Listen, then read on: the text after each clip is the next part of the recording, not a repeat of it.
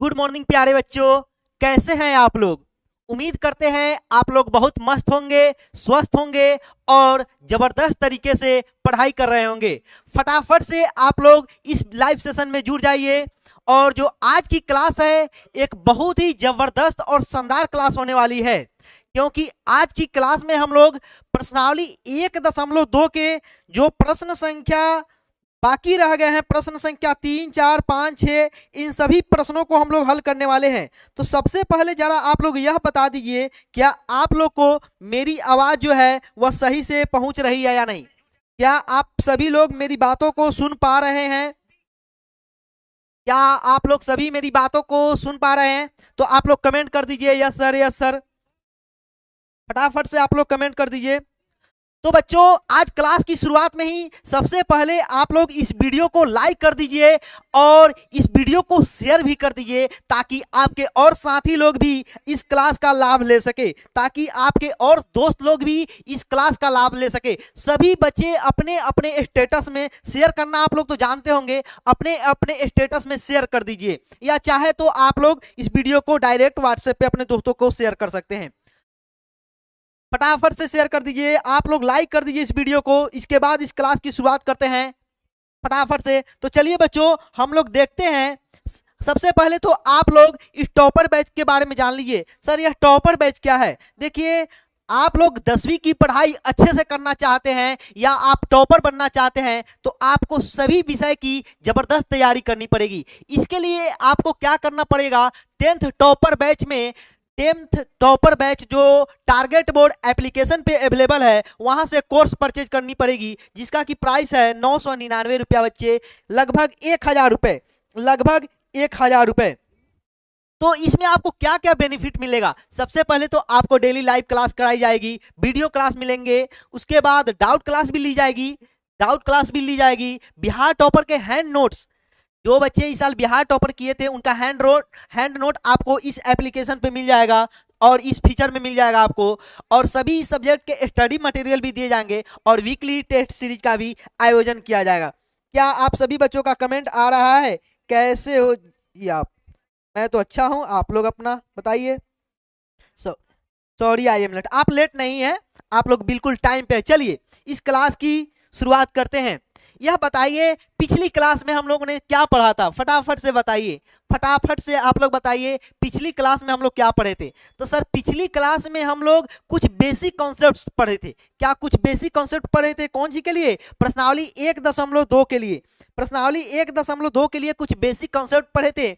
उसके बाद हम लोग प्रश्न संख्या जो यह प्रश्नावली 1.2 का प्रश्न संख्या 1 में टोटल कितने सवाल थे?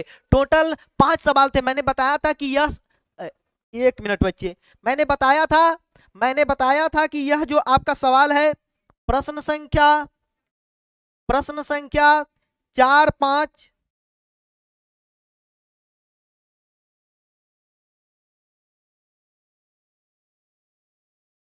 जो यह यहाँ पे 1 मिनट बच्चे, 1 मिनट यहाँ पे ध्यान देंगे आप लोग।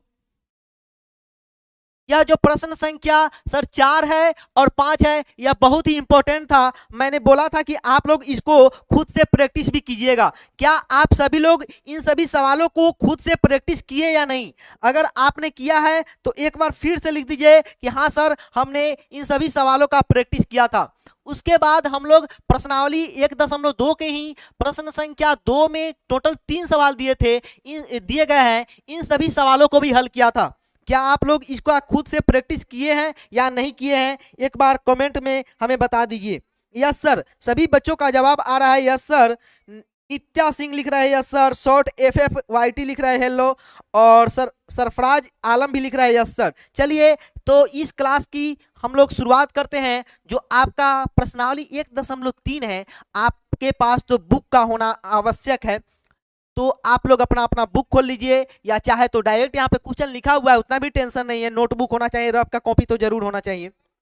सभी प्यारे बच्चों का जवाब आ रहा है यस सर, सभी प्यारे बच्चों का। मैं देख रहा हूं जितने बच्चे अभी तक जुड़े हुए उतने बच्चे लाइक नहीं किए हैं, तो कृपया आप इस वीडियो को लाइक कर दीजिए, ताकि हमें भी थोड़ा मोटिवेशन मिल सके कि हाँ, मेरे जो प्यारे छोटे भाई बहन हैं वे मेरी बातों को मानते हैं और आगे बढ़ते हैं। तो चलिए यहाँ पे अभाज्य गुणनखंड विधि द्वारा निम्नलिखित पूर्णांकों के एचसीएफ और एलसीएम निकालिए। तो एचसीएफ और एलसीएम तो हम लोग कल भी निकाले हुए थे प्रश्न संख्या 2 में, लेकिन यहाँ पे देखिए, यहाँ पे 3-3 संख्या दी हुई है कि नहीं? हाँ सर, यहाँ पे तो 3-3 संख्या दी हुई है। तो इन तीनों संख्याओं का क्या करेंगे? अभाज्य गुणनखंड विधि से लिखा हुआ है, अभाज्य गुणनखंड विधि से। तो बारी बारी से हम लोग करके देख लेते हैं, बारी बारी से हम लोग इसको करते हैं। देखिए यहाँ पे सबसे पहले तो देखिए यह रफ वर्क होता है, यह जो है ना इसका अभाज्य गुणनखंड निकालते हैं, यह रफ वर्क है। तो सबसे पहले 12 का सर एकदम आसान है, 12 का अभाज्य गुणनखंड सर 6 दूनी 12 और 2 तिया 6, कितना हुआ प्यारे बच्चों? यह बताइए आप लोग फटाफट से बताइए सर। 12 का अभाज्य गुणनखंड, ये तो आसान है बच्चों वाली सवाल है, 2 गुने 2 गुने 3। लेकिन बच्चों यह और यह सवाल एक अच्छा सवाल है, एक अच्छा सवाल है। क्यों अच्छा सवाल है? मैं जब कराऊंगा तो आपको समझ में आ जाएगी कि हाँ सर आपने जो बोला था वह बात तो यहाँ पे सही निकली है। तो आसान सवाल, लेकिन बहुत सारे बच्चे इसको गलत बनाते हैं, बहुत सारे बच्चे इस सवाल को गलत बनाते हैं। तो 15 का अभाज्य गुणनखंड निकाल लेते हैं क्या? निकाल लेते हैं। कितना से भाग लगेगा सर? 3 से भाग लगेगा, 3 पचे 15। जो बच्चे नए जुड़े हैं वो भी घबराए नहीं, यहाँ पे समझे किस तरह करते हैं। 3 और 5 हुआ 15 का अभाज्य गुणनखंड। 21 का भी अभाज्य गुणनखंड कर लेते हैं सर। 21 का अभाज्य गुणनखंड कीजिएगा ना तो कितना आएगा? देखिए यहाँ पे 21 का अभाज्य गुणनखंड करेंगे सर, 3 सते 21। ठीक है बच्चों, 3 और 7। बताइए एक चीज और, इस पिछले सवाल में तो एचसीएफ और एलसीएम दोनों निकालना था, यहाँ पे भी क्या निकाला हुआ है? यहाँ पे भी निकालना है, लेकिन यहाँ पे प्रूफ नहीं करना है। तो थोड़ी सी उससे आसान सवाल है। ठीक, बच्चों का जवाब भी आ रहा है, सभी बच्चे गुणनखंड करके निकाल रहे हैं। जो भी बच्चे इतनी डेडिकेशन के साथ पढ़ रहे हैं, रफ पे अपना, कोई भी बच्चा रफ पे ही करके बताएगा, ये आसान है तो जल्दी भी बता सकता है। तो डेडिकेशन से पढ़ रहे हैं उनकी सफलता तो तय है, उनकी सफलता बिल्कुल तय है। चलिए एचसीएफ निकालते हैं हम लोग। एचसीएफ कितना होगा? एचसीएफ थोड़ा छोटा लिखता हूं। एचसीएफ कितना होगा सर? एचसीएफ के लिए क्या करते हैं, देखते हैं कौन कौन इस तीनों के घर में है। यानी कि यहाँ पे देखते हैं 2 तो इसमें है सर, लेकिन इसमें नहीं है, इसमें नहीं है। और यहाँ पे 3 जो सर इसमें है, इसमें भी है, इसमें भी है। और 5 इसमें नहीं है, इसमें नहीं है। तो देखते जो तीनों में है उसका एक घर बना लेते हैं। इसी तरह आप लोग इसका एक घर बना लेंगे। ठीक, एग्जाम में इस तरह आप लोग नहीं करेंगे, इस तरह एग्जाम में आप लोग घर नहीं बनाएंगे। ठीक, डायरेक्ट आप लोग देखेंगे कि कौन कौन मिल रहा है, उसको इस तरह करके बना भी देंगे तो कोई दिक्कत नहीं है। एग्जामिनर और जल्दी समझ जाएगा कि हाँ चलो इसको पता है। यहाँ पे 3 हो जाएगा। एचसीएफ कितना हो गया? 3। एलसीएम अगर आपसे पूछा जाए प्यारे बच्चों, यह बताइए इसका एलसीएम कितना होगा? आप लोग फटाफट से कमेंट कीजिए। यहाँ पे गुना करना पड़ेगा। देखिए मैंने क्या बताया था कि जो तीनों के घर में है उसको एक बार लिखेंगे। 3 इसमें भी है, इसमें भी है, इसमें भी है, इसको तो एक बार लिख लिए। बाकी जो बच गया उस सबको लिख लेंगे। 2 बच गया है यहाँ पे, फिर यहाँ पे 2 बच गया है, और फिर यहाँ पे 5 बच गया है, और फिर यहाँ पे 7 बच गया है। क्या आप लोग फटाफट से इसका गुना करके हमको बता सकते हैं? फटाफट से आप लोग गुना बता सकते हैं कि कितना होगा? बताइए फटाफट से बताइए सर। 3 दूनी 6, 6 दूनी 3 दूनी 6, 6 दूनी 12, और 12 पचे 60, और 60 को 7 से गुना करेंगे, 7 छक 42, 7 छक 42 यानी कि 420। 420 वो वाला 420 नहीं, यह मैथ वाला 420 है। ठीक, 420। क्या इतनी बात आपकी सही है या नहीं है? सभी प्यारे बच्चों का जवाब आ रहा है 420। सोनल कुमारी का जवाब आ रहा है 420, राधा कुमारी, संजीव राज का भी जवाब आ रहा है 2 2 3 5 7, 2 2 3 5 7, बिल्कुल सही है। इसको छोटा वाला को पहले लिख सकते हैं, बड़ा वाला को पहले, वह ज्यादा सूटेबल होता है। पहले 2 2 3 इस तरह भी लिखना, बिल्कुल सही है। संजीव कुमार आपका भी सही है। चलिए तो हम लोग अगली, आप इसका स्क्रीनशॉट लेना चाहे तो ले सकते हैं। बस इतना ही यह सवाल था। इस तरह के सवाल आपके 2 नंबर में पूछे जाते हैं। कितना आसान सा सवाल है कि नहीं? बहुत आसान सा सवाल है, मजा आ जाता है इससे सवाल अगर एग्जाम में आते हैं तो अगले सवाल पे हम लोग बढ़ते हैं। इसको मैं खत्म करता हूं यहां से।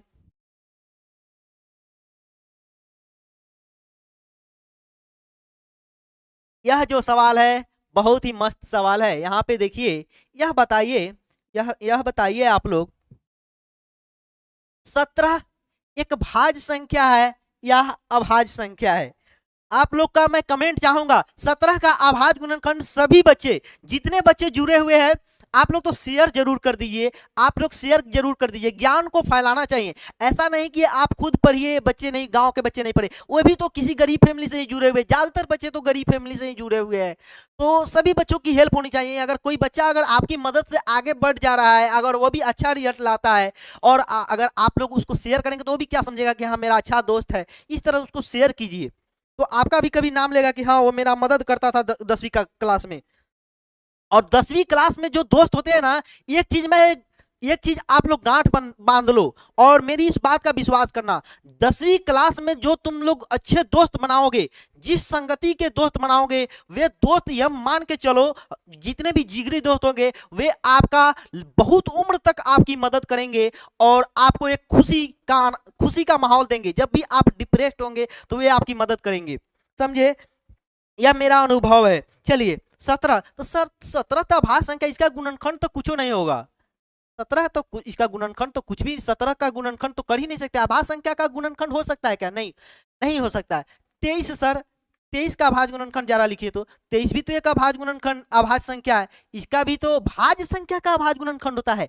आपने अंकगणित की मूलभूत प्रमेय में क्या पढ़ा था, यहाँ पे देख लीजिए जरा, अगर आपको विश्वास ना हो, अंकगणित की मूलभूत प्रमेय में क्या लिखा था, प्रत्येक भाज्य संख्या का अभाज्य संख्याओं के गुणनफल, यानी कि भाज्य संख्याओं का, प्यारे बच्चों, भाज्य संख्याओं का अभाज्य गुणनखंड होता है, अभाज्य संख्याओं का नहीं, अभाज्य संख्याओं का नहीं। तो 23 तो एक अभाज्य संख्या है सर, है कि नहीं? आप लोग ध्यान दीजिएगा। 29 सर, 29 भी एक अभाज्य संख्या है, उसी तरह 29 तरह। मैं जरा कमेंट देख लेता हूं, कितना किसका किसका कमेंट में एक भी आ रहा है। बहुत सारे बच्चों के कमेंट में 17 गुणे 1 आ रहा है। यह बताइए जहां भी आप पढ़े हुए, अगर कहीं पहले से पढ़े हुए या मुझसे पढ़े, यह बताइए, मैंने बताया था कि नहीं कि एक न, कुछ टीचर लोग क्या करते हैं, देखिए यहाँ पे, इसलिए तो मैं बोल रहा था, यहाँ पे गुना 1 कर देते हैं। यह बताइए एक अभाज्य संख्या है? नहीं है। उनसे जरा आप पूछ सकते हैं कि सर एक तो अभाज्य संख्या है ही नहीं, तो वो बोलेंगे कि ऐसे ही ले लेते हैं। क्यों ले लेंगे? अभाज्य गुणनखंड विधि से बनाया तो अभाज्य गुणनखंड नहीं लिखेंगे, अभाज्य गुणनखंड विधि से बोला था अभाज्य गुणनखंड लिखेंगे। एक तो अभाज्य संख्या है ही नहीं, एक ना भाज्य संख्या है ना अभाज्य संख्या है। सबसे छोटी अभाज्य संख्या क्या मैंने बताया था सर? सबसे छोटी अभाज्य संख्या 2 होता है। और सबसे छोटी भाज्य संख्या कौन सा था? सबसे छोटी भाज्य संख्या सर 4 था कि नहीं? तो एक तो अभाज्य संख्या है ही नहीं, एक ना भाज्य संख्या है ना अभाज्य संख्या है, तो इसका यही होगा। तो HCF सर क्या हो जाएगा? HCF कैसे निकालेंगे? अब कैसे जानेंगे कि नहीं इसके घर में कुछ मिल रहा है, नहीं इसके घर में, नहीं न 23 इसमें है, न 23 इसमें है, तो HCF क्या होगा? तो HCF ऐसे सवाल के लिए सीधा सीधा नियम है कि 1 होगा, 1 होगा। लेकिन तुम्हारा आपका जवाब होगा कि सर यह 1 कैसे हुआ? आप तो बोलते हैं कि आप बिल्कुल कॉन्सेप्ट के साथ पढ़ाते हैं, तो यह 1 हम रट ले, तो रटना नहीं है। मैं जो बता रहा हूं उस पर आप ध्यान दीजिए। देखिए दो कौन सी का जवाब बच्चे दे रहे हैं? विकास शर्मा 2 लिख रहे हैं। कौन सी का जवाब 2 आ रहा है? जिनका जिनका भी 2 जवाब 2 शायद पिछले सवाल का जवाब आ रहा है क्या?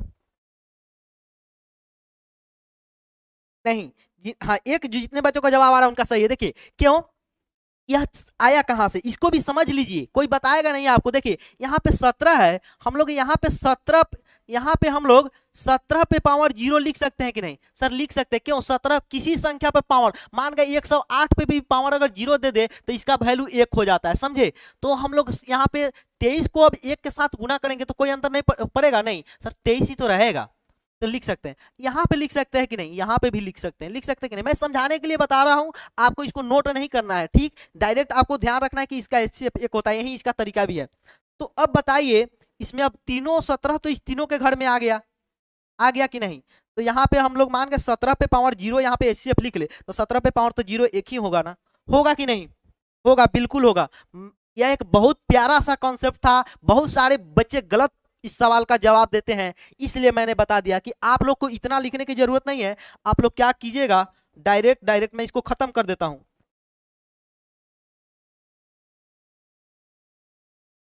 आपको डायरेक्ट 1 लिख देना है। चलिए LCM बता दीजिए। LCM यह एक अच्छा सवाल है, बता दिए फटाफट। इसमें तो कुछ कॉमन होने वाला है नहीं, तो सबको गुना कर देंगे। 17 गुने 23 गुने 29 कीजिए तो आप लोग फटाफट से 17 को 23 के साथ गुना कीजिए और 29 को उसके साथ गुना कर दीजिए। बताइए कितना होगा? फटाफट से आप लोग बताइए, फटाफट से आप लोग बताइए, इसका गुना करने पे कितना आएगा? फटाफट से आप लोग बताइए। क्या आप लोग का जवाब आ रहा है? 1139। 1139, बहुत सारे बच्चों का 1139 आ रहा है। 11 नहीं, गलत आ रहा है, 1133 9। चलिए जिनका जिनका भी 11 33 9 आ रहा है उनका मैं लिख देता हूँ जवाब 11 33 9, यही जवाब सही भी है। चाहे तो आप लोग इसका गुना करके चेक कर सकते हैं फर्स्ट संख्या के साथ ही, 7 3 21 और 21, यह दूसरा थोड़ा मेथड है, 7 3 21 और 21 को 9 के साथ गुना करेंगे तो 9 एकम 9, यानी कि फर्स्ट लेटर सही है, इसलिए ये आंसर भी सही है। ठीक है, सभी बच्चों का जवाब भी आ रहा है, गुना तो आप ही को करना पड़ेगा। तो क्या अगली सवाल पे बढ़ा जाए? अगली सवाल पे बढ़ा जाए। हैप्पी स्माइल, शिवम, साहिल, संजीव राज, अदिति दीक्षित। अदिति दीक्षित आपका आंसर में 3 छूट गया है शायद, आपने 11 3 9 लिखे हैं। गुड़िया कुमारी, इनका भी 11 3 9, 11 3 9 मिस्टेक हो गया है, डबल 3 होगा। चलिए यही आपका आंसर होगा। ठीक, तो यह बताइए इतनी बात आप लोग को समझ में आ रही है? बिल्कुल आ रही होगी। तो इसको आप चाहे तो स्क्रीनशॉट ले सकते हैं और हम लोग अगले सवाल पे बढ़ते हैं। नहीं, इसको खत्म नहीं करते हैं, रहने देते हैं इसको। चलिए यहाँ पे देखिए 8 का अभाज्य, या खत्म कर दूं इसको, 8 का अभाज्य गुणनखंड। सर 8 का अभाज्य गुणनखंड करके देख लेते हैं ना कहीं पे। सर 8 का अभाज्य गुणनखंड 2 चौके 8 2 दूनी 4, कितना आसान है। 3 बार 2 आया, आया कि नहीं? 3 बार 2 आया, तो सर 2 गुने 2 गुने 2 है कि नहीं? अब 9 बताइए, 9 का अभाज्य गुणनखंड बताइए। सर सीधा सीधा है, 3 तिहाई 9 है कि नहीं? और 25 का अभाज्य गुणनखंड 50 25, 5 5 तो अभाज्य संख्या ही है, 5 5 तो अभाज्य संख्या ही है। जो भी बच्चे दिल से यहाँ पे जुड़े रहेंगे मैं उन सबका नाम एक न एक दिन जरूर लूंगा धीरे धीरे क्लास में, समझे? इसलिए आप लोग बहुत ही, डॉक्टर कुमारी यस लिख रही है, इनका भी जवाब डेली आता है। यहाँ पे देखिए, तो इन सब का एचसीएफ निकालना हो तो हम लोग कैसे करेंगे? इसको खत्म कर देते हैं यहाँ से। सर यहाँ पे क्या कीजिए ना, एचसीएफ निकालना है ना, देखेंगे कौन कौन सा कॉमन है एचसीएफ। तो सर यहाँ पे 2 न इसमें है, न इसमें है, 3 न इसमें है, न इसमें है, 5 न इसमें है, न इसमें। यहाँ पे भी सर मामला फंस गया। यहाँ पे भी एचसीएफ क्या होगा? सेम तरीका यहाँ पे भी है, यहाँ पे भी एचसीएफ, यहाँ पे भी एचसीएफ बच्चों सिर्फ 1 होगा। क्यों 1 होगा? मैंने जो तरीका बता दिया उसी तरीके से आप लोग लिख सकते हैं। यहाँ पे सर 2 पे पावर 0 मान सकते हैं, यहाँ पे भी 2 पे पावर 0 मान सकते हैं। यहाँ पे अगर एचसीएफ 1 न लिखकर हम लोग 2 पे पावर 0 लिख देते तो सर 2 पे पावर 0 का मान 1 होता है। सर 3 पे पावर 0 नहीं लिख सकते हैं? लिख सकते, काहे नहीं लिख सकते हैं? 3 पे पावर 0 का भी इधर ऊपर नीचे लिख सकते हैं, यहाँ पे 3 पे पावर 0 लिख सकते थे, यहाँ पे 3 पे। यह जो है एक्चुअल तरीका है, मैं उस तरीका से पढ़ा रहा हूँ। ऐसा ना करे कि आप लोग यहाँ पे एक एक लिख दे और उसमें से एक कॉमन ले ले, नहीं, यह तरीका सही है नहीं। आप एग्जामिनर अगर देखेगा कि अगर आपने अभाज्य गुणनखंड ही गलत लिखा है तो हो सकता है आपका नंबर काट ले। इसलिए मैं जो पढ़ा रहा हूँ मुझे पूरे तरह से ध्यान में रहकर पढ़ा रहा हूँ कि आपका एक भी नंबर कटे नहीं एग्जाम में किसी भी तरीका से। एग्जामिनर को आप दावा कर सकते हैं कि मेरा 100 में 100 नंबर है या 99, जितना भी नंबर आप बना के आए हैं। तो चलिए एलसीएम, एलसीएम कितना हो जाएगा सर? एक देखिए इसमें तो कुछ कॉमन नहीं है, कुछ कॉमन नहीं है, कुछ नहीं कॉमन, तो सबको सर उतारना पड़ेगा। तो एक तरीका है, चलिए उतार देते हैं। 2 गुने 2 गुने 2, फिर 3 गुने 3 गुने 3, 3 गुने 3 और गुने फिर यहाँ पे गुना हो जाएगा 5 गुने 5, यही होगा। लेकिन एक दूसरा तरीका भी है, जब इसमें कुछ कॉमन हुआ ही नहीं तो देखिए 2 दूनी 4, 4 दूनी 8 भी तो लिख सकते हैं, डायरेक्ट 8 लिख सकते थे, यहाँ पे डायरेक्ट 9 लिख सकते थे, यहाँ पे डायरेक्ट 25 लिख सकते थे। इस सब का गुना करेंगे तो कितना आएगा?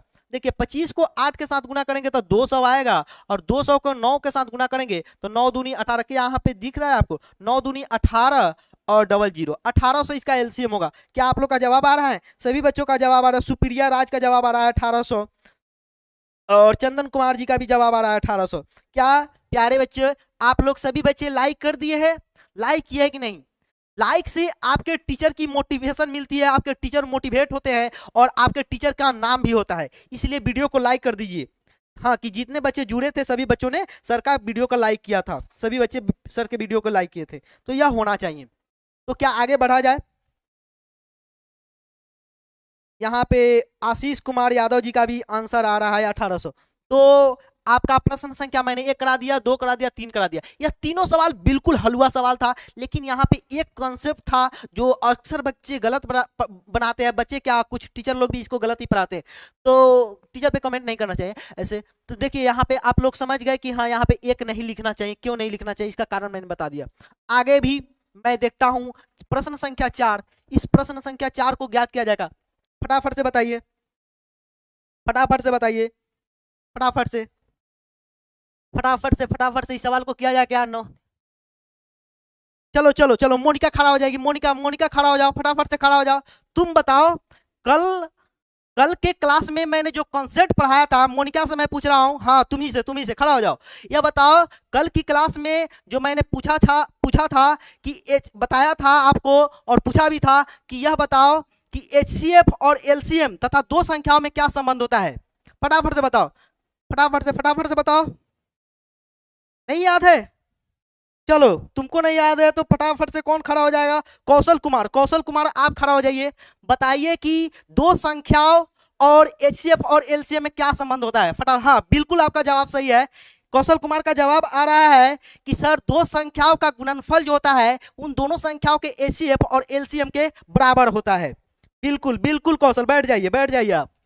तो कैसा लगा आप लोग को मेरा मजाक? यह बताइए कैसा लगा? लगा होगा कि सर ये तो आप ऑफलाइन भी पढ़ा रहे हैं क्या? नहीं, ऐसा नहीं है। ऐसा एक घटना हुआ था जब मैं पटना में एक जगह इसी तरह, जिस तरह आप लोग डिजिटल बोर्ड पे क्लास ले रहे हैं, इसी तरह जैसे वहाँ पे टीचर नहीं थे, टीचर दिल्ली से पढ़ा रहे थे, वे इससे भी 3 गुना डिजिटल बड़ा बोर्ड था, इस तरह क्लास ले रहे थे, समझे? इसी तरह क्लास ले रहे थे तो एक एक लड़की को वहाँ जो ऑफलाइन में बोल रहे थे कि खड़ा हो जाओ, तो डिजिटल बोर्ड के सामने तो टीचर थे नहीं जो पटना में क्लास चल रहा था, लेकिन एक लड़की खड़ी हो गई, बड़ी, सभी बच्चे हंसते हंसते एकदम चलिए, तो होता है, देखिए यहाँ पे लिखा हुआ है दो संख्याओं का एचसीएफ। दो संख्याएं कौन कौन सी दी हुई है? एचसीएफ ऑफ इसका और इसका, यही दो संख्या है जिनका एचसीएफ कितना दिया हुआ है? 9 दिया हुआ है। एचसीएफ कितना दिया हुआ है सर? एचसीएफ दिया हुआ है 9। ठीक, एलसीएम एलसीएम क्या दिया हुआ है क्या? एचसीएफ तो दिया हुआ है, एचसीएफ दिया हुआ है 9। एलसीएम एलसीएम दिया हुआ है क्या? कुछ भी नहीं दिया हुआ है। दो संख्या हमको पता है, कौन कौन सी वह दो संख्या है सर? दो संख्या है 306 और 657।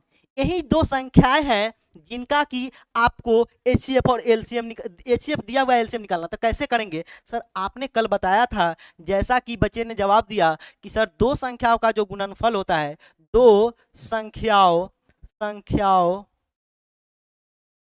दो संख्याओं का गुणनफल। सभी बच्चे सीरियस हो जाए, थोड़ा थोड़ा मस्ती भी होते रहना चाहिए सर, बिल्कुल ऑफलाइन फीलिंग सौरभ सौरवेश लिख रहे हैं, मेरा नाम लीजिए। साहिल लिख रहे हैं, मेरा नाम लीजिए। नाम लेने से आप जवाब दीजिए, मैं आपका नाम लूंगा जरूर। दो संख्याओं का गुणनफल, गुणनफल क्या होता है? उन दो संख्याओं के एचसीएफ और एलसीएम के बराबर होता है। एचसीएफ और एलसीएम के बराबर होता है, एलसीएम। ठीक है, यह बताइए दो दो संख्या कौन कौन सी है सर? वह दो संख्या सर है, यह आपका फॉर्मूला था, जिन बच्चों को पता नहीं हो, आज पहली बार जुड़े हो तो यह लिख ले, 657। यही तो दो संख्याओं का गुणनफल है, यह है इसका सर। इस दोनों का गुणनफल करेंगे तो दोनों के एचसीएफ के गुना, एचसीएफ और एलसीएम के गुना के बराबर होगा। हाँ बिल्कुल, ये दोनों का एचसीएफ कितना है? एचसीएफ सर 9 है, एलसीएम नहीं दिया हुआ है, तो एलसीएम को उसी तरह रहने देते हैं। या कोई बड़ी बात हो गई? नहीं हो गई। अगर हमसे अगर एलसीएम पूछ रहा है तो एलसीएम को क्या करते हैं? एलसीएम को इधर ही रहने देते हैं। क्या सभी बच्चों को मेरी बात समझ में आ रही है? क्या आप सभी बच्चों को, आप सभी प्यारे बच्चों को मेरी बात समझ में आ रही है? क्यों? ये तो सिंपल, इसको याद रखना है बच्चों वाले। यह तो तीसरे चौथे के बुक में भी रहता है, दो संख्याओं का गुणनफल बराबर एचसीएफ और एलसीएम। ऐसा नहीं कि आप 10वीं कक्षा में तो बहुत भारी चीजें आपको पढ़ाया जा रहा है, नहीं, ये चौथी क्लास के प्राइवेट बुक, चौथी क्लास के बुक में भी यह रहता है। ठीक, इसलिए आप लोग घबराए नहीं।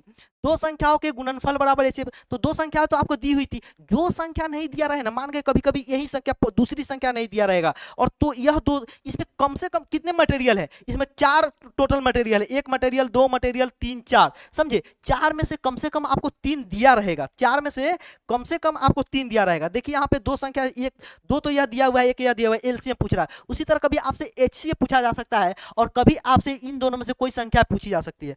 समझे बच्चे? सभी बच्चों को मेरी बात समझ में आ रही है? चलिए, तो एलसीएम निकालने के लिए हम लोग क्या करेंगे? देखिए यहाँ पे सर 306 गुने 657 तो रहने देते हैं, ठीक। और इधर देखिए 9 एलसीएम गुना में है, तो 9 इधर में क्या हो जाएगा? भाग में हो जाएगा सर। कोई दिक्कत है सर? कोई दिक्कत नहीं है। अब बताइए, आप इतना बढ़िया से पढ़ा रहे तो दिक्कत हो नहीं सकता है। देखिए 6 3 9, इस संख्या में स्पष्ट दिख रहा है कि 9 से भाग हो जाने वाला है। 6 3 9 करेंगे तो 9 में 9 से भाग हो जाएगा। जिनको विभाज्यता नियम नहीं आती है वे थोड़ा थोड़ा यहाँ से भाग लगाना भी मेरे से सीख ले। कैसे 9 से पूरा भाग लग जाएगा। तो यहाँ पे देखिए करके देखते हैं। 9 30 कितना होता है, 9 9 27 होता है, 28 29 30, 3 पर 6 36 कितना होता है, 9 चौके 36, 34 हुआ, 9 चौक 36। अब बताइए एलसीएम बराबर हम लोग लिख सकते हैं कि नहीं डायरेक्ट, एलसीएम यहाँ पे एलसीएम लिखा हुआ है, एलसीएम। एलसीएम बराबर सर क्या कीजिए ना, इस दोनों को गुना करके लिख दी इधर। अब इसको इधर लिख देते हैं, एलसीएम इधर लिख देने में कोई दिक्कत नहीं है, या पहले चाहे तो आप गुना कभी कर लेते हैं। यहाँ पे देखिए यहीं पे रहने देते हैं, कुछ बच्चे कंफ्यूज हो जाते हैं छोटी छोटी बातों में भी। 34 को 657 के साथ गुना करेंगे। आज की क्लास में हम लोग इस प्रश्नावली को बिल्कुल समाप्त करेंगे। तो इसका गुना करके आप लोग बताइए कितना आ रहा है आपका गुना, फटाफट से बताइए, फटाफट से आप लोग इसका गुना करके बताइए। बच्चे का जवाब आ रहा है 22 33 और 8, 22 33 और 8। एलसीएम बराबर आप लोग लिख सकते हैं 22 33 और 8। आप लोग इसका गुना करिएगा। 657 का मैंने क्या किया, 657 का 34 के साथ गुना करेंगे। गुना भी कर दूं क्या, 7 चौके 28, 5 चौके 20, 2 22, 6 चौके 24 25 26, 7 3 21, 5 3 15 16 17, 6 3 18 1 19, कितना हुआ 8 हुआ, 2 1 3 हुआ, यहाँ पे 6 दूनी 12 1 13 हुआ, 9 10 2 9 10 2 12 हुआ, और है कि नहीं 12 9 10 2 12 1 1 2 हो जाएगा ना, 22 338। ठीक है, तो आप लोग बता दिए। यह एक बेहतरीन सवाल था, यह एक बेहतरीन सवाल था। और इस चैप्टर से सबसे बढ़िया सवाल अगर पूछा जाता है तो यही सवाल पूछा, इसी तरह का सवाल पूछा जाता है। 22 33 और 8 जितने भी प्यारे बच्चों का, सुमित पाल का आ रहा है 22 33 और सभी बच्चों का जवाब आ रहा है। चलिए तो आगे बढ़ा जाए। क्या मेरी बात आप लोग को समझ में आ रही है? क्या मैं जो पढ़ा रहा हूं वह आपको बिल्कुल समझ में आ रहा है? बिल्कुल समझ में आ रहा है तो कमेंट कर दीजिए। लाइक तो रुकनी नहीं चाहिए, लाइक आपके सर के लिए रुकनी नहीं चाहिए। जांच कीजिए कि क्या किसी प्राकृत संख्या n के लिए 6n, यहाँ पे n लिखा हुआ है, ठीक, यह n है, 6n अंक 0 पर समाप्त होती है। देखिए मैं जो इस सवाल का जवाब देने वाला हूं, अगर आप कहीं भी पढ़ेंगे तो आपको रटना पड़ेगा मैं, लेकिन मैं जो समझाने जा रहा हूं आप केवल आज की क्लास में देख लीजिए, आप एक बार नोट कर लीजिएगा, उसके बाद डायरेक्ट एग्जाम के दिन समझे। देखिए यहाँ पे क्या लिखा हुआ, किसी प्राकृत संख्या n के लिए 6n बोल रहा है, 6 पे पावर n है, ठीक ठीक है, 6 पे पावर n लिखा हुआ है। इसका मतलब बोल रहा है कि क्या n के जगह पे कुछ ऐसी कोई संख्या रखे जिसके लिए कि इसका जो पूरा गुना उना होके आए तो अंत वाली संख्या 0 हो, समझे।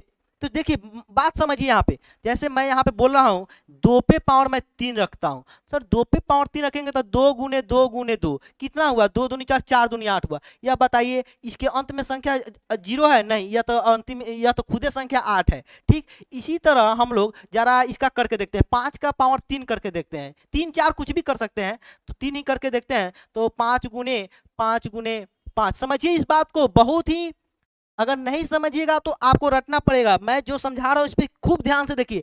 n का मतलब है कि 6 पे पावर n के जगह पर कोई भी प्राकृत संख्या रख सकते हैं, प्राकृत या प्राकृत संख्या ही लिखा हुआ है, प्राकृत संख्या 1 2 3 कुछ भी। तो इसी तरह हम लोग 5 कर 3 रख देख लेते हैं किस तरह आता है 0। तो 50 25 25 25 125, सर इसके अंत में तो 5 है, कहाँ आया 5? तो 5 है लेकिन 0 तो आया नहीं। तो मैं जो एक कंक्लूजन बताने जा रहा हूं उस पर आप ध्यान दीजिए। देखिए कंक्लूजन क्या है, कोई ऐसी संख्या संभव ही नहीं है। यहाँ पे अगर मान गए 6 लिखा हुआ है, 10 लिखा हुआ है या 20 लिखा हुआ है, 20 लिखा हुआ है, कोई ऐसी संख्या संभव ही नहीं है कि जिसके अंत में पहले से ही 0 ना हो, जिसके अंत में पहले से ही 0 ना हो और उसके अंत में 0 आ जाए, ऐसा संभव ही नहीं। जैसे देखिए यहाँ पे 20 पे पावर n लिखा हुआ है, n की जगह पे मैं क्या करता हूँ, 2 ही रखता हूँ। तो 2 रखेंगे तो सर 20 गुने 20 कीजिएगा तो कितना आएगा, समझिए इस बात को, 20 गुने सर 20 कीजिएगा तो 400 आएगा, आएगा कि नहीं। अब देखिए इस संख्या का अंत में 0 है कि नहीं, तो कोई किसी संख्या के अंत में 0 तभी हो सकता है, किसी भी पावर वाले संख्या के अंत में 0 तभी हो सकता है जब उस संख्या में पहले से ही 0 हो। लेकिन इसके समझने का जो तरीका है वो दूसरा है। अभाज्य गुणनखंड विधि को हम लोग कैसे समझते हैं, देखिए इस 20 का अभाज्य गुणनखंड आप करके देखिए। तो सर 20 का अभाज्य गुणनखंड अलग मैं कर लेता हूँ जरा।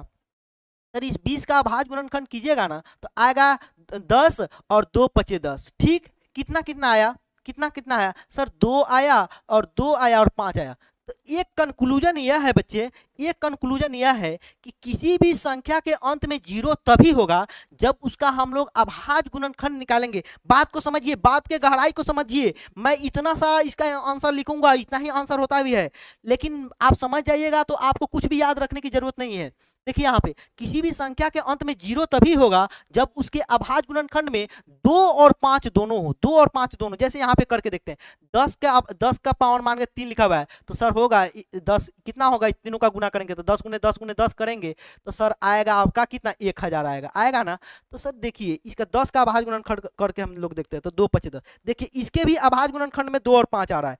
तो यही कंक्लूजन है कि किसी भी संख्या के अंत में जीरो तभी होगा।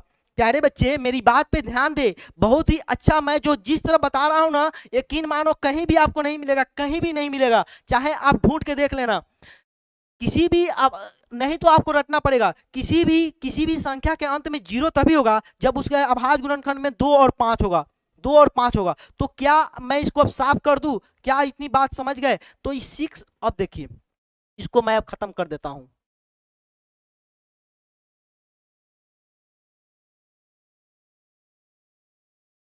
देखिए 6 का अब हम लोग अभाज्य गुणनखंड कर इसको भी खत्म कर देते हैं। 6 पे पावर n यहाँ पे लिखते हैं। अब हम लोग सॉल्यूशन पे काम करते हैं। सर 6 पे पावर n का 6 का अभाज्य गुणनखंड आप निकालिएगा तो 2×6 2 और 3 आएगा। आएगा कि नहीं? आएगा कि नहीं, यह बताइए, आएगा कि नहीं? कमेंट कीजिए। सर 6 पे पावर 5 6 पे 5 6 पे पावर 5 करके देखेंगे तो हो जाएगा। करके देख लो, तुम्हारे पास टाइम है ना, मैंने तो समझा दिया, करके देख लो। कितना भी पावर करेंगे तो नहीं आ सकता है। देखिए यहाँ पे समझिए, आप यहाँ पे मैंने क्या बताया, तभी जीरो आएगा जब उस संख्या के अभाज्य गुणनखंड में 2 और 5 दोनों हो। इसका अभाज्य गुणनखंड हम कर रहे हैं तो कितना आएगा सर, 2×3 पे पावर n लिख दीजिए, कोई दिक्कत कौन, 6 के जगह पर 2×3 भी तो लिख सकते हैं। इसका अभाज्य गुणनखंड कर लिया। तो अब हम लोग इसके सॉल्यूशन पे चलते हैं। अब हम लोग सॉल्यूशन पे चलते हैं। क्या आप लोग को इतनी बात मेरी समझ में आ गई? सभी बच्चों का जवाब आ रहा है, सभी बच्चों का जवाब आ रहा है, यस सर, यस सर। चलिए अब हम लोग लिखते हैं सॉल्यूशन को। देखिए मैं जो समझाया वही बात यहाँ पे लिखूंगा। देखिए बहुत आसान तरीका से, 6 के 6 के अभाज्य अभाज्य अभाज्य गुणनखंड गुणनखंड 6 के अभाज्य गुणनखंड में 2 और 3 है। इतनी बात है कि नहीं? अभाज्य गुणनखंड में सर स्पष्ट दिख रहा है 2 और 3 है, 2 और 3 है। अंकगण 2 और 3 है। अंकगणित के मूलभूत प्रमेय से, अंकगणित अंकगणित मैंने बताया था ना, अंकगणित का मूलभूत प्रमेय क्या है? अंकगणित के मूलभूत प्रमेय से हम लोग जानते हैं कि 6 का अभाज्य गुणनखंड क्या दूसरा कुछ संभव है? 2×3 के अलावा कुछ दूसरा अभाज्य गुणनखंड हो सकता है? नहीं हो सकता है। तो यह लिख भी सकते हैं, आप नहीं भी लिख सकते हैं। आप डायरेक्ट लिख सकते हैं कि आप डायरेक्ट लिख सकते हैं कि 6 के अभाज्य गुणनखंड 2 और 3 के अलावा कोई संभव नहीं है। लेकिन अगर सुटेबल तरीका से लिखा जाए तो हम लोग इस तरह लिखेंगे, अंकगणित के मूलभूत प्रमेय से, अंकगणित के मूलभूत प्रमेय से, मूलभूत अंकगणित के मूलभूत प्रमेय से आप लोग इसके बारे में एक पन्ना लिख सकते हैं, एक पन्ना चाहे तो। अंकगणित के मूलभूत प्रमेय से 6 का अभाज्य अभाज्य गुणनखंड गुणनखंड 2 और 3 के अलावा 2 और 3 के अलावा कोई दूसरा नहीं हो सकता है, दूसरा नहीं हो सकता है। जब आप लोग जनरल कंपटीशन की तैयारी करेंगे वहां पे इस तरह के बहुत सारे सवाल होते हैं कि बताइए कि इस संख्या के अंत में कितने जीरो होंगे। इसलिए एक एक बात को ध्यान से समझे, या नहीं समझे कि यह बोरिंग चीज है, कतई नहीं। मैं जिस तरह से समझाया उस तरह देखिए, मैं कुछ भी अभी तक लिखा, कुछ भी कोई फालतू चीज नहीं लिखा, सीधा सीधा लिखा कि इतना तो दिख रहा है, लेकिन सीधा सीधा है कि इसमें अभाज्य गुणनखंड में 2 और 3 है, बस इतना ही तो लिखा हूं। अब देखिए आपको पता है कि नहीं, आपको क्या यह पता है कि नहीं कि 6 पे पावर n शून्य पे समाप्त होगा, शून्य पर समाप्त होगा। कब समाप्त होगा? समाप्त होता होता यदि यदि 6 के अभाज्य गुणनखंड में अभाज्य गुणनखंड में दो के अलावा, दो के अलावा पांच भी होता, पांच भी होता, होता। समझे? इतनी बात समझ में आ गई? दो के ठीक है। तो इतना बात ध्यान रखें, कुछ भी रटने की चीज नहीं है, सीधा सीधा इस तरह के सवाल आए, कभी कभी सवाल आएंगे, आएंगे आपके उदाहरण में सवाल भी है, आपके उदाहरण में सवाल आप लोग देख सकते हैं। देखिए यहाँ पे उदाहरण संख्या मैं बता देता हूं, आप लोग बोलते हैं उदाहरण का सवाल कराइए। उदाहरण संख्या 5 देख लीजिए, उदाहरण संख्या 5 में है 4 पे पावर n, 4 पे पावर n लिखा हुआ है, तो वही इसका भी आंसर होगा। देखिए 4 पे पावर n लिखा हुआ है, तो 4 का भाज्य गुणनखंड करेंगे तो 2 गुने 2 आएगा। यह बताइए क्या इसमें 5 है? कहीं भी 5 है नहीं है, तो 2 भी होना है, 2 भी चाहिए, लेकिन उसके साथ 5 भी चाहिए, इसलिए 4 पे पावर n भी 0 पे समाप्त नहीं होगा। तो अब हम लोग यहाँ के फाइनल कंक्लूजन लिख सकते हैं, अतः अतः 6 पे पावर n 6 पे पावर n 0 पर समाप्त नहीं हो सकता है, समाप्त नहीं होगा। यही इसका कंक्लूजन है। चाहे तो अभी आप इसमें और सारा चीज भी लिख सकते हैं, बहुत सारा चीज लिख सकते हैं। यह प्राकृतिक पूर्णांक संख्या नहीं है, या इस तरह, लेकिन यह सिंपल तरीका यही है। तो क्या आगे बढ़ा जाए?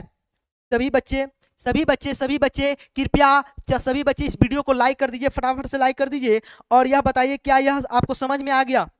क्या मैं जिस तरह उदाहरण लेकर समझाया आपको समझ में आ गया? बिल्कुल आ गया होगा। सीधा सीधा यह ध्यान रखना चाहिए कि इसके अभाज्य गुणनखंड में 2 और 5 दोनों हो, जिस संख्या के अभाज्य गुणनखंड में 2 और 5 दोनों हो, यहाँ पे स्टार लगा के लिख लीजिए, वही संख्या शून्य पे समाप्त होगा। ठीक, आगे बढ़ा जाए?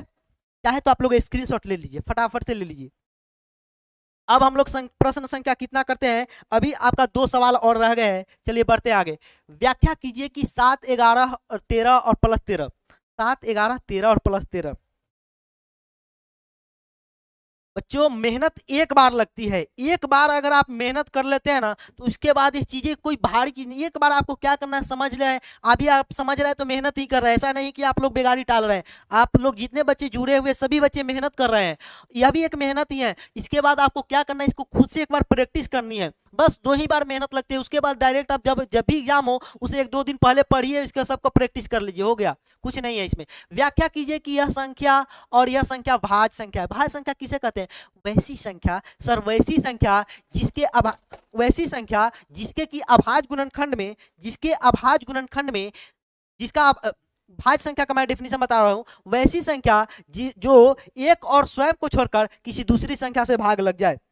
मेरा मोबाइल गिर गया था चलिए यहाँ पे देखते हैं। तो यह बताइए यह 15 है सर, इस 15 में तो 1 और 15 के अलावा कोई अन्य संख्या 3 से भी इसमें पूरा पूरा भाग लग जाएगा, और इस 15 में सर 5 से भी पूरा पूरा भाग लग जाएगा, यानी कि यह एक भाज्य संख्या है। ठीक, इसी तरह अब हम लोग यहाँ पे देखते हैं। हाँ, कौशल कुमार का जवाब आ रहा है सर 2 गुने 5 के रूप में होना चाहिए। बिल्कुल वही तो मैंने बताया, इतना दिन में तो वही समझाया मैं आपको, इस तरह समझाया कि ताकि आपको रटना ना पड़े। बच्चे रटते हैं इसके जवाब को, बहुत रटते हैं, बात मानो, बहुत सारे बच्चे इसके जवाब को एग्जाम के दिन रटते हैं। लेकिन आपको अब सीधा सीधा यह खाली ध्यान में रखना है कि यह 2 और 5 इसका अभाज्य गुणनखंड है, और 6, 2 और 3 इसका अभाज्य गुणनखंड है, और 2, 5 यह इसमें होना चाहिए, बस दूसरा कुछ भी बात नहीं है। चलिए यह बताइए, इस दोनों संख्या को अगर हम लोग यहाँ पे लिख दे, ध्यान से देखिएगा, इसमें क्या कॉमन हो सकता है? कॉमन लेना जानते हैं? उभयनिष्ठ, उभयनिष्ठ क्या हो सकता है? कॉमन लेना तो आप लोग अभी तक जान गए होंगे किस तरह में। देखिए सर इसमें सर 13 ये तो पूरी संख्या गुना है, और यह 13 एक तो तरीका यह है कि हम लोग इस सब को गुना करें और उसमें इसको जोड़ दे, 11 को 7 के साथ गुना करें, इसको जोड़ दे, देखेंगे कि जो संख्या आ रही है वह संख्या भाज्य है कि नहीं, यानी कि किसी अन्य संख्या से पूरा पूरा कट रही है कि नहीं। ठीक बच्चे, क्या पूरा पूरा कट रही है कि नहीं? तो वह एक तरीका है, लेकिन यह तरीका है बहुत गंदा तरीका है, उतना अच्छा तरीका नहीं है। यहाँ पे देखिए, इसमें देखेंगे 13 यहाँ पे उभयनिष्ठ है, तो देख 13 इसमें से कॉमन लेते हैं, तो 13 कॉमन लेंगे तो यहाँ पे बचेगा 7 गुने 11, और प्लस में 13 से यहाँ पे तो 13 से 13 खत्म हो गया, और यहाँ पे 13 बच गया, एक बच गया यहाँ पे। ठीक है, क्या यह बात आपको, जरा मैं यहाँ पे पूछूंगा क्या यह बात आपको समझ में आ रही है? नहीं, यह बात कॉमन जो लिया था यह तो बहुत बच्चों वाली बात है, 8वीं 7वीं क्लास की बात है, लेकिन क्या आपको समझ में आएगी? नहीं, बिल्कुल आई होगी। देखिए यहाँ पे तो यहाँ पे सर इसका मतलब है सर इस संख्यावा में अब 13 से हम लोग भाग लगाएंगे, एक और स्वयं यह संख्या तो कोई बड़ी सी संख्या आएगी, आएगी नहीं, सबको गुना करेंगे तो कोई बड़ी सी संख्या आएगी, आएगी, मैं भी आएगी, लेकिन इस संख्या में सर 13 से पूरा पूरा भाग लग जाएगा कि नहीं, बताइए लगेगा कि नहीं, बिल्कुल लग जाएगा। 13 से 13 खत्म हो गया, बन जाएगा यही 7 गुने 11, 7 गुने 11 प्लस 1, अगर इसमें 13 से भाग किया जाए तब की बात मैं कर रहा हूँ। तो ठीक है, तो यानी कि यह संख्या सर स्पष्ट अब दिख रहा है कि यह एक भाज्य संख्या है। यह क्या है, यह एक भाज्य संख्या है। बच्चों का जवाब आ रहा है क्या? हाँ, सभी बच्चे का जवाब, सभी बच्चों का जवाब आ रहा है। निशा राज का जवाब आ रहा है, यस सर, गुड। चलिए, थैंक यू सिस्टर। यहाँ पे देखिए, यहाँ पे देखिए 13 सर इसमें कॉमन हो गया, अतः हम लोग लिख सकते हैं कि यह जो संख्या है, संख्या इसमें भी थोड़ा लिखना ही है, संख्या 7 गुने 11 गुने 13 और प्लस 13 में देखिए यहाँ पे 13 13 उभयनिष्ठ है, उभयनिष्ठ है। उभय कॉमन का इंग्लिश होता है उभयनिष्ठ, उभयनिष्ठ, उभयनिष्ठ है। या इसी चीज को ऐसे भी लिख सकते हैं, यहाँ इसी, या मैं लिख देता हूं यहाँ पे, या यही यही यह चीज भी लिख सकते हैं, 13 और यह लाइन, या यह लाइन, दोनों में से जो आपको सुटेबल लगे वो लिख सकते हैं। 13 और 7 गुने 11 प्लस 1 दोनों पूर्णांक संख्या है, दोनों पूर्णांक पूर्णांक संख्या है, संख्या है। अतः अतः दी गई संख्या, दी गई संख्या, संख्या 13 से भाज्य है, 13 से भाज्य है। इसलिए 7 गुने 11 गुने 13 प्लस 13 क्या एक भाज्य संख्या है या अभाज्य संख्या है? भाज्य संख्या है या अभाज्य संख्या है? फटाफट से बताइए, फटाफट से बताइए, भाज्य संख्या है या अभाज्य संख्या है? बड़ा बड़ा कमेंट नहीं कीजिए, बड़ा बड़ा कमेंट कीजिएगा तो आपका टाइम वेस्ट होगा, होगा कि नहीं? आपका टाइम। चलिए, सेम क्वेश्चन यह भी है, क्या इसको भी बनाने की जरूरत पड़ेगी? देखिए यहाँ पे देखिए सर 6, यहाँ पे क्या लिखा हुआ है, 7 गुने 6 गुने 5 गुने 4 गुने 3, यह तो 3 गुने 2 गुने 1, और यहाँ पे लिखा हुआ है प्लस 5। क्या यह क्वेश्चन सही लिखा हुआ है क्या? नहीं, मिला लीजिए जरा एक बार। बिल्कुल बिल्कुल बिल्कुल सही लिखा हुआ है, देखिए यहाँ पे। अब सर यहाँ पे देखिए, इसमें यहाँ तो स्पष्ट दिख रहा है, यहाँ पे 5 है, इसमें कोई 5 है? हाँ, यहाँ पे सर 5 है, यानी कि इसमें से हम लोग 5 कॉमन ले सकते हैं। तो 5 कॉमन ले लेंगे तो यहाँ पे बच क्या जाएगा, 7 गुने 6 गुने 4 गुने 3 और 6 गुने 6, 5 तो खत्म हो गया, 4 3 2 और 1 लिखा हुआ है, ठीक। और यहाँ पे प्लस में देखिए 5 में 5 से भाग करेंगे तो कितना हो जाएगा, 1 हो जाएगा। स्पष्ट दिख रहा है कि यह संख्या भी सर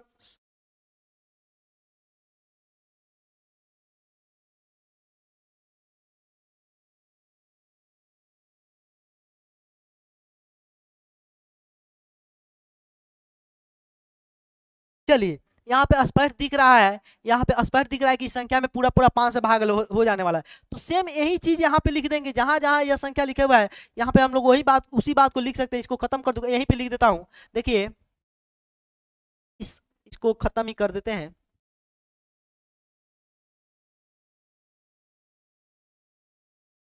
इस संख्या में इस इस संख्या को पूरा आप लिख लीजिएगा। इस संख्या में 5 उभयनिष्ठ है, उभयनिष्ठ है। उतना अब मैं नहीं लिखूंगा, उसी मैं जो उस पिछले सवाल में लिखा था उसी तरह आप लोग इसमें लिख सकते हैं, उभयनिष्ठ है। अतः अतः दी गई संख्या, दी गई संख्या, ज्यादा आपको विनोद छापक नहीं बनना है, ज्यादा छापना नहीं है, मैथ के कॉन्सेप्ट पे ध्यान देना है। विनोद छापक के बारे में जानते हो कि नहीं? छापक मैं उसे कहता हूं जो मैथ को समझता नहीं है, सीधे छापते जाता है। तो कोई भी छापक, चिंटू छापक, विनोद छापक, कुछ भी उसे बोल सकते हैं। अतः दी गई संख्या 5 से भाज्य है, केवल छापना नहीं, समझना है, 5 से भाज्य है।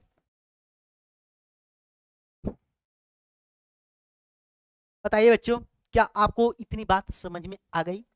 बताइए, फटाफट से बताइए आप लोग, क्या आपको इतनी बात समझ में आ गई? आ गई तो आप लोग कमेंट कर दीजिए। इसके बाद हम लोग अगली क्लास में अगली अगली क्वेश्चन पे बढ़ेंगे, अगली क्लास में नहीं, अगले क्वेश्चन पे बढ़ेंगे। किसी खेल के मैदान के चारों ओर, यह आपका आखिरी सवाल है, यह आपका आखिरी सवाल है, प्रश्न संख्या 7 है। सभी प्यारे बच्चों का जवाब आ रहा है सर 7, सभी प्यारे बच्चों का जवाब आ रहा है 7। चलिए, किसी खेल आप लोग वीडियो को जरूर से जरूर लाइक कर दीजिए। आप लोग प्यारे मेरे छोटे भाई बहन, आप लोग इस वीडियो को जरूर से जरूर लाइक कर दीजिए। चंदन क्लासेज लिख रहे हैं सर हमने लाइक कर दिया है, तो थैंक यू चंदन जी। इसी तरह आपके सभी भाई बहन भी इस वीडियो को लाइक कर दें। साथ किसी खेल के मैदान के चारों ओर एक वृत्ताकार पथ बना हुआ है। खेल का मैदान है, मान गए आप लोग जाते हैं ना फील्ड में जाते हैं, इस तरह चौड़ा हो, किसी तरह का फील्ड हो, ठीक है, चौड़ा हो, तिरकुना हो, कैसा भी फील्ड हो, इसमें एक लेकिन एकदम वृत्ताकार खेल का मैदान क्या बना हुआ है, एक वृत्ताकार पथ है जिसपे देखते हो ना पार्क में लोग सुबह के सुबह दौड़ने के लिए जाते हैं। सुबह के सुबह जो लोग दौड़ने के लिए जाते हैं उनको दिखता होगा कि कहीं पे गोला वृत्ताकार रहता है, कहीं पे कुछ और रहता है। तो यहाँ पे बोल रहा है कि जबकि इस मैदान का एक चक्कर लगाने में सोनिया को 18 मिनट लगता है। सोनिया को कितना मिनट लगता है? 18 मिनट। मैं लिख देता हूँ यहाँ पे, सोनिया को लगता है 18 मिनट, 18 मिनट, ठीक।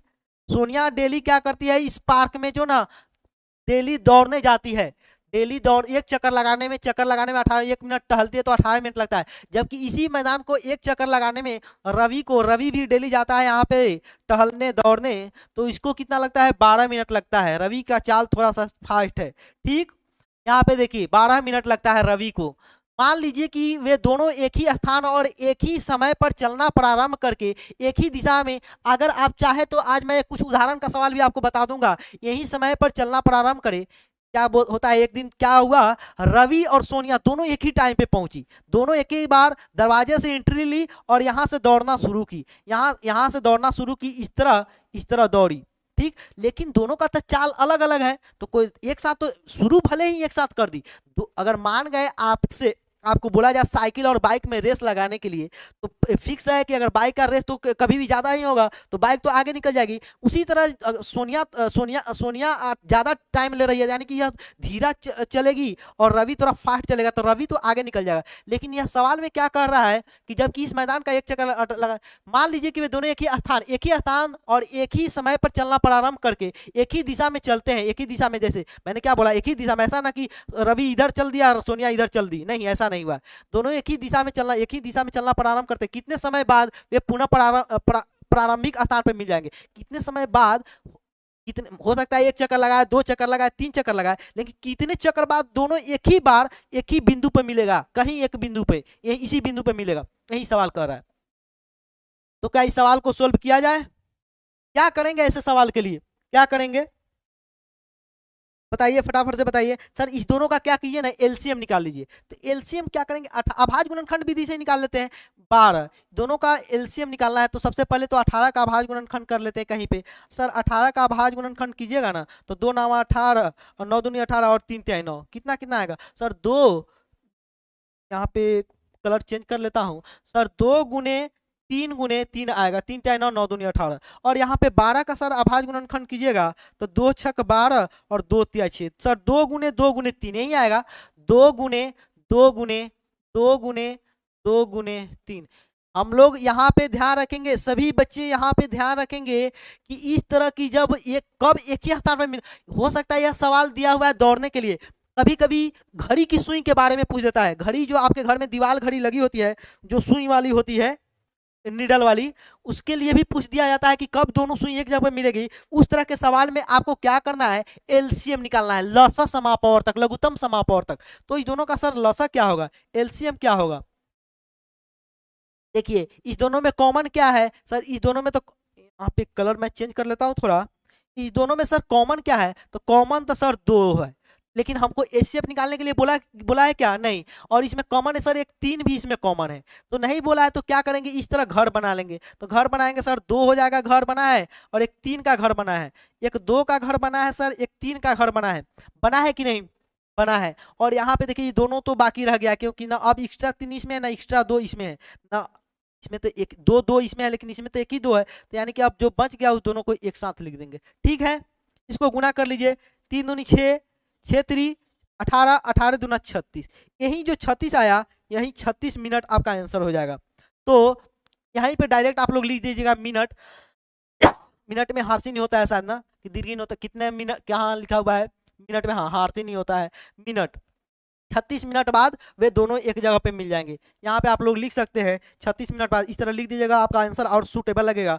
36 मिनट मिनट बाद, 36 मिनट बाद रवि दोनों एक स्थान पे मिलेंगे, दोनों एक ही स्थान पे मिलेंगे, एक ही स्थान पर मिलेंगे।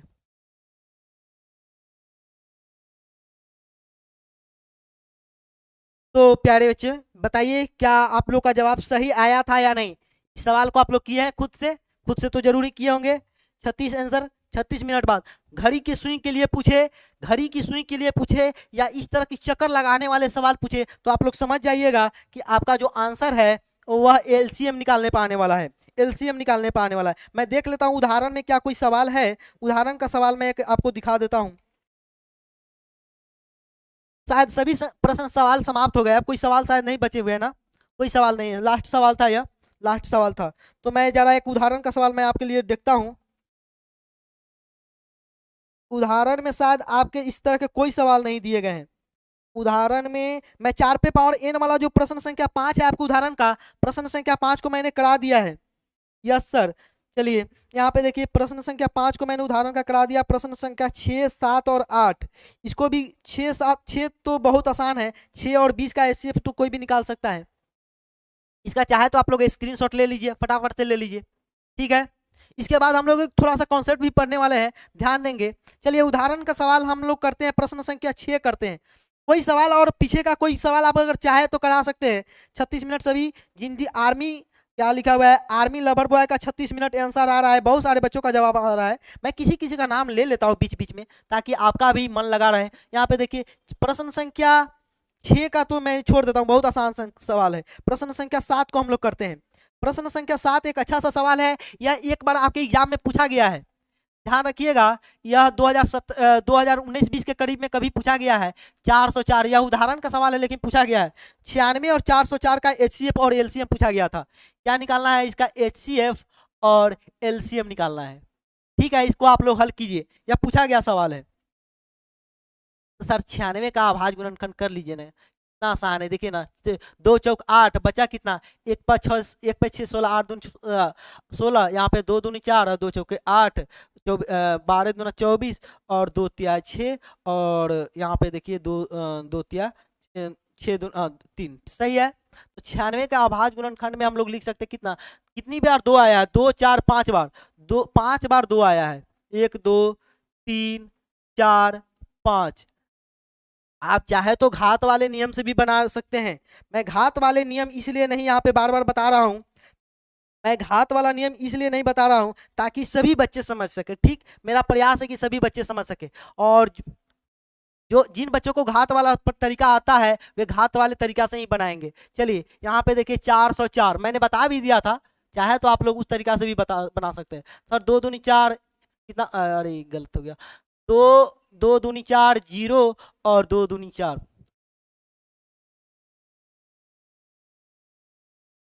तो जरा सब लोग बताइए कि 101 भाज्य संख्या बा कि अभाज्य संख्या बा। सब बाबू लोग बतावा कि 101 भाज्य संख्या बा कि अभाज्य संख्या बा। काले के क्लास में पूछले रही कि ना, बताव तैका तैका भोजपुरियों में चलत रही क्या। 101 भाज्य संख्या बा कि अभाज्य संख्या बा, तो कल हम बतैले रही कि ये जो 101 लाइनी है ना सर जी, ये 101 अभाज्य संख्या बा। ठीक, देखे का करम 2 गुने 101 उनतीय हमनी लिख दिया जाए। ठीक बा, तो अब हम लोग इसका क्या निकालेंगे, एचसीएफ निकालेंगे। क्या इसमें देखेंगे कौन कौन दोनों के घर में है सर, या दो दोनों के घर में है, या दो दोनों के घर में है। 101 तो इसमें नहीं है, तो एचसीएफ सर 2 गुने 2 कितना होगा, 4 होगा सर। कितना आसान सवाल है। एलसीएम ये सवाल परीक्षा में पूछा गया था, हाँ बिल्कुल परीक्षा में पूछा गया था।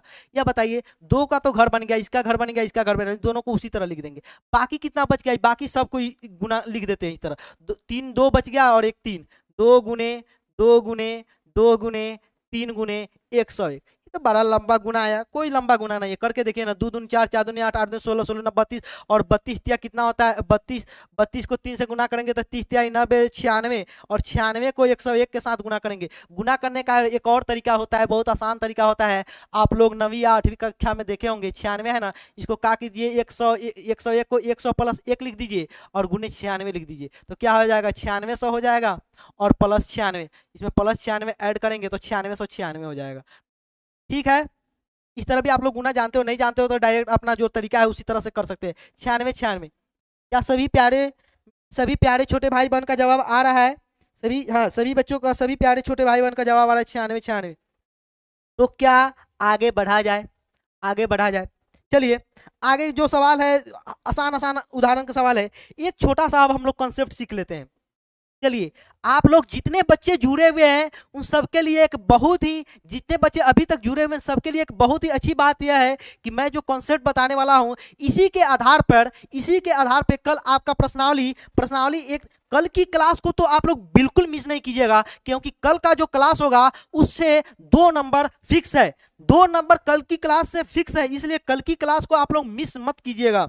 बहुत ही, मैं कल प्रश्नावली 1.3 के सभी सवालों को कल के ही क्लास में करा दूंगा, और आसान आसान सवाल है। मैं जिस तरीके से समझा रहा हूं आपको पता चल गया होगा कि बहुत ही आसान आसान सवाल है, आपको लगेगा, क्योंकि मैं पूरे उदाहरण के साथ बता रहा हूं।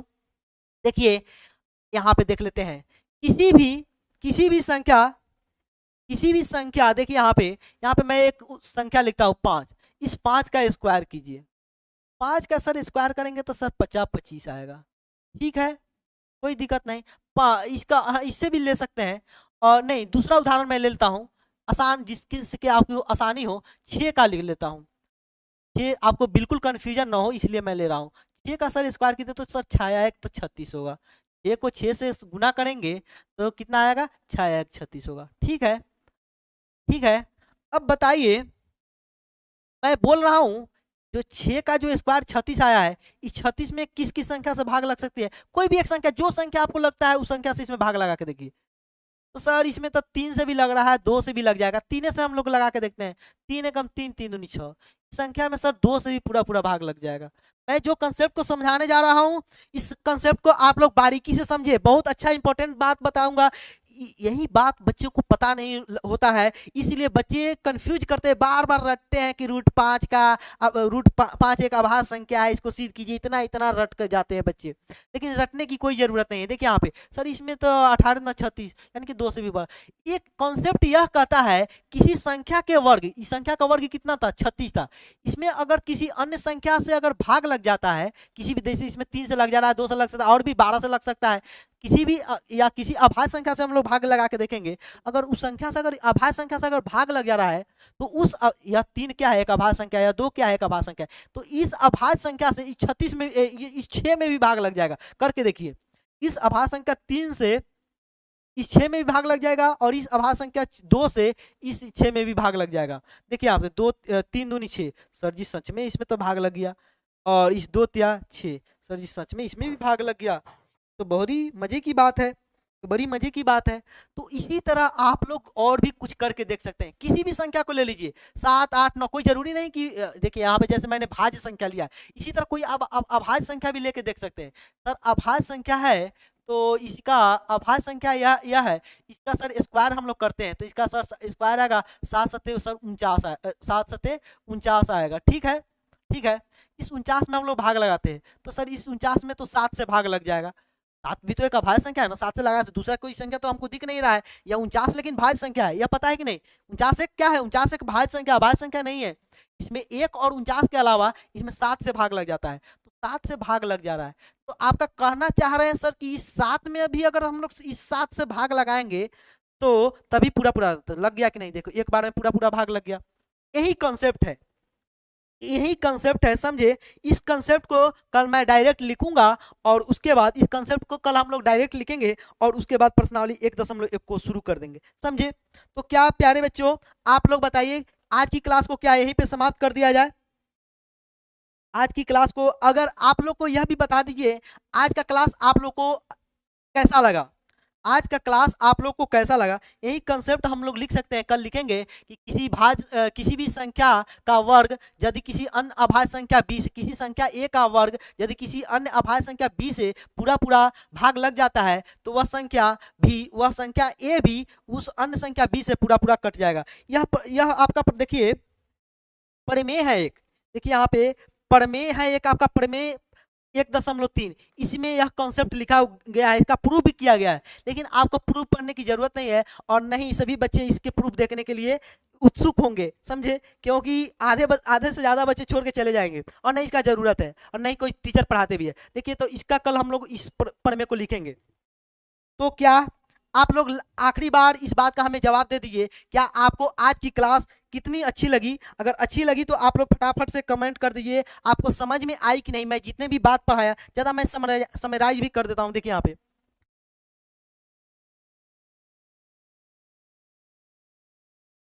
सबसे पहले हम लोग इन तीनों प्रश्नों को किया है, उसके बाद यह जो दो संख्याओं के गुणनफल से जो कॉन्सेप्ट था, इस तरह मैंने एलसीएम निकाला, हो सकता है आपको एक कोई संख्या भी पूछ दे, इस पे सवाल किया। उसके बाद जांच किया कि हाँ 6 पे पावर n क्यों जीरो होता है, जीरो पे समाप्त नहीं होता है, या 4 पे पावर n क्यों जीरो पे समाप्त नहीं होता है, इसका कंसेप्ट मैंने आप लोग को बताया। उसके बाद बताया कि इस तरह की संख्या कैसे जानेंगे कि भाज्य है या अभाज्य है, तो उसमें देखेंगे कुछ कॉमन होने वाला है तो भाज्य, अगर कुछ भी कॉमन नहीं होने वाला है तो फिक्स है कि वह अभाज्य संख्या होगा। उसके बाद मैंने इस सवाल को बताया, इस सवाल में भी आपको एक कोई घड़ी वाला सवाल भी पूछा जा सकता है एग्जाम में।